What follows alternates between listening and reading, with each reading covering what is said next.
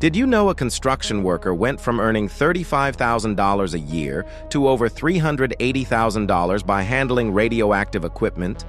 In 2020, Nelson was doing basic construction labor for barely above minimum wage, until he discovered something shocking about major construction projects. Every project over $1 million legally requires certified nuclear gauge operators. These devices use radioactive materials to test concrete density and soil compaction. Nelson got certified and landed his first contract on a $50 million highway project. 6 months later, he earned $85,000 operating nuclear equipment for an airport expansion.